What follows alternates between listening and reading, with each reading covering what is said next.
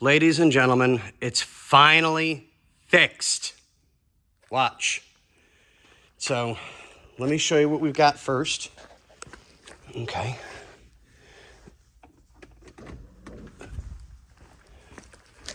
And, ready? It's down. Okay, so there's a little bit of an adjustment left. So I'll have to put it back up, undo it, reset it a tooth or so, because I want to try and get them as level as I can. I'll clean up my mess over here. I got fingerprints all over the place. So I'll clean this all up, adjust that, disassemble, and get that side cut. Finally. And the only reason why I couldn't see it is because it was so close. Let me see if I can get back in here again. Okay. And, okay.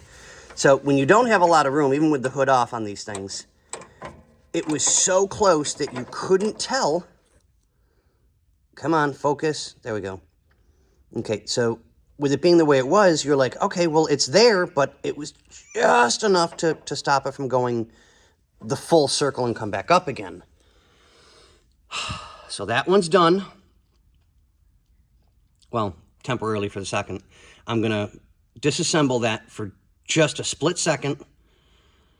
Give it one tooth turn to go towards, so the assembly here is going to go down. So let me put it up so I can show you guys more. Where did I put him? Come on. What a morning. It took me forever to figure out, thinking that it was a return power or a power.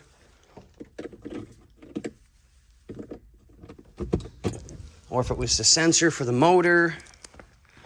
Okay, so we literally need to come up. Got to get a headlight and a bulb. Okay, so where is it at? All right, so I got to go down with it.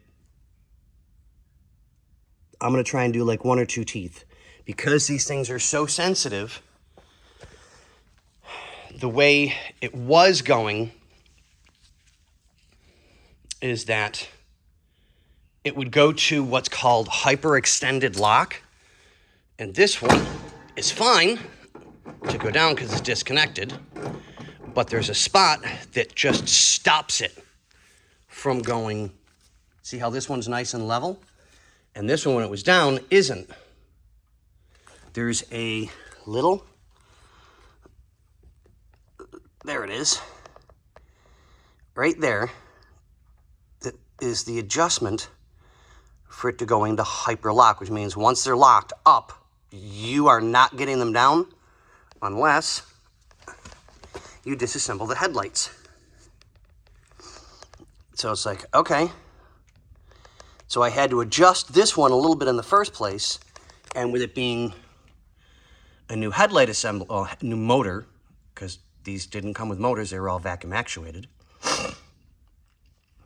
That was part of the problem, so it was more than just one adjustment. But I think I've got it. So like I said, I'll give this a tooth or so, and we'll go from there. I'll try and keep you guys updated. Thanks, guys.